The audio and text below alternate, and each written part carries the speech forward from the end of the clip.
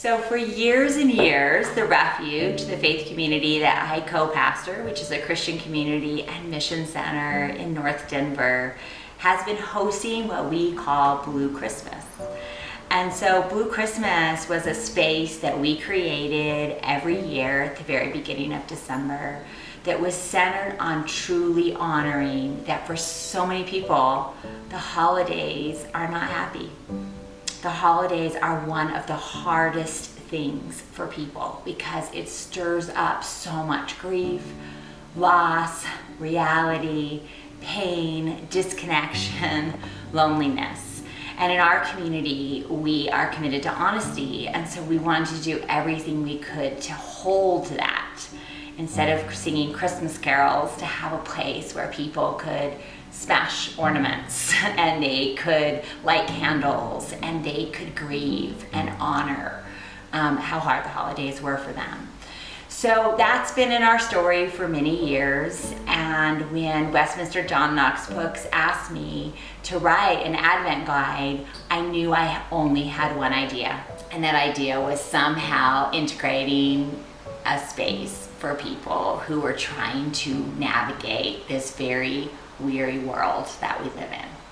And so using Oh Holy Night, which is a Christmas carol that I love and treasure and I'm not allergic to in any way, it's weaved through 4 weeks of an experience that I hope will help people understand that they are not alone when Christmas is blue, when no one is singing fa la la, when it's not the most wonderful time of the year.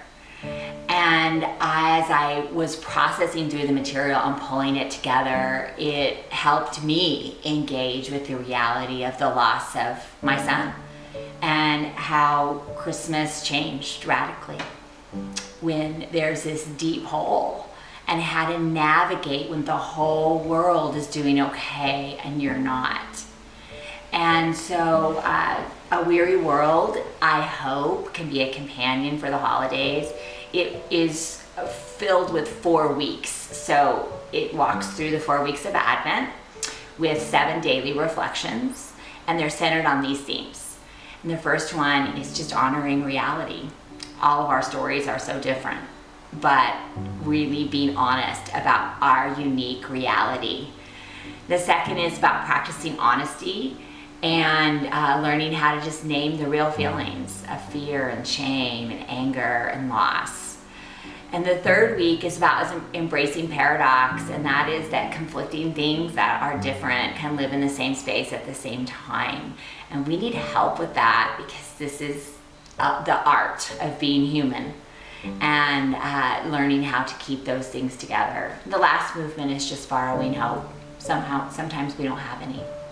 And the way that we last and the way we make it is to borrow it from others.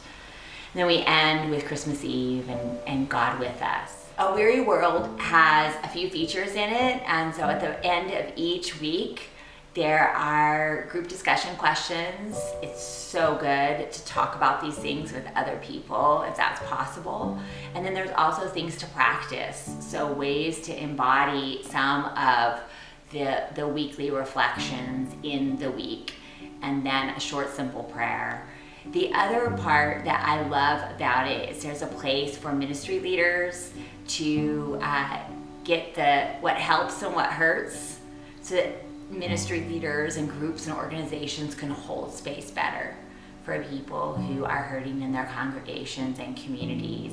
And then lastly, there are lots of people the Christmas is not blue for, and it is the most wonderful time of the year. And how can people who are experiencing that hold space for people who are experiencing a blue Christmas?